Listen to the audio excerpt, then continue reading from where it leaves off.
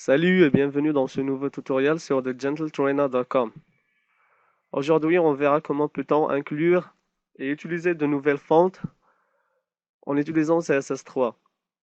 Comme vous le saviez déjà, les fontes en CSS sont déjà limitées et ne sont même pas attirantes.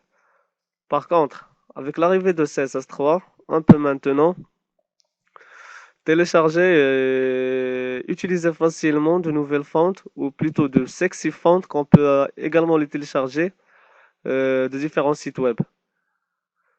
Il existe plusieurs sites web qui présentent une large sélection des fonts, mais je dois dire que la plupart de ces sites web ne sont pas gratuits. Heureusement, en naviguant sur Internet, j'ai trouvé ce site web qui est vraiment intéressant à le voir. Il présente des fonts que j'ai trouvées utilisables et plus intéressantes que celles qu'on a en CSS. Donc, on va naviguer sur le site web. Donc voilà, quand vous ouvrez le site web dans une nouvelle page, vous allez découvrir que la sélection présentée par ce site web n'est pas vraiment très large. Mais si vous faites un petit tour, je vous garantis que vous allez les adorer. Donc, je vais choisir une font que je vais utiliser pour ce tutoriel comme un exemple. Déjà, donc, là, je vais choisir cette Leak Script. Double-clic. Et là, on peut soit la télécharger de GitHub ou plutôt télécharger simplement en cliquant sur Download. Donc, une fois que j'ai cliqué, le téléchargement va commencer. Une fois on a terminé le téléchargement, dézipper le contenu et je vais le mettre dans le dossier de mon site web qui est en fait, dans cet exemple, CSS3. Donc, voici mon dossier CSS3 et voici le dossier que j'obtiens après dézipper le contenu. Donc, dans ce dossier, vous allez trouver un sous-dossier nommé WebFont qui contient les fichiers pour cette font.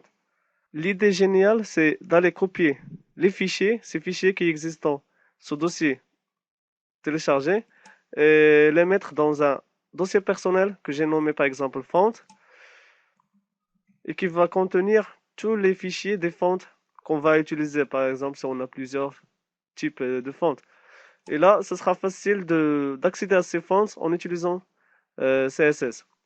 J'ai une simple page index.html avec un style qui n'est pas vraiment très intéressant. On va l'ouvrir pour voir le contenu.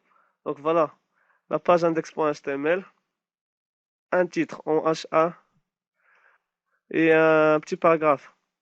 Pour le style, donc c'est juste pas grand chose. Je vais voir ce que ça donne sur le navigateur web. Donc voilà le résultat de la page index.html. Maintenant, on va voir comment peut-on changer la fonte du paragraphe avec la nouvelle qu'on a téléchargée.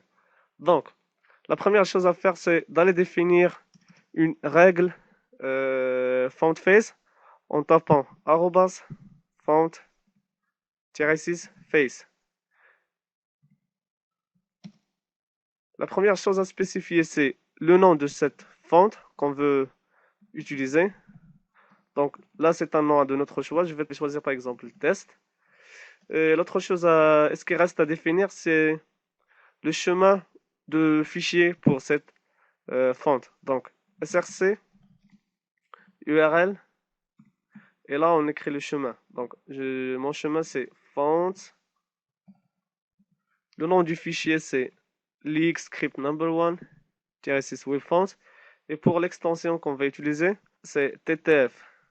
Si vous utilisez un Mac, l'extension sera OTF. Donc, on verra maintenant ce que ça donne. Mais avant, on va l'appliquer à paragraphe. Donc, font family test. Et là, quand j'actualise, donc voilà, maintenant la nouvelle font est appliquée au paragraphe. Le problème, c'est que ça ne marchera pas sur Internet Explorer 9. Donc, quand j'actualise, ça donne rien. Et pour cela, Pour que ça soit applicable sur Internet Explorer 9, l'extension qu'on doit mettre est pas TTF8, mais plutôt EOT.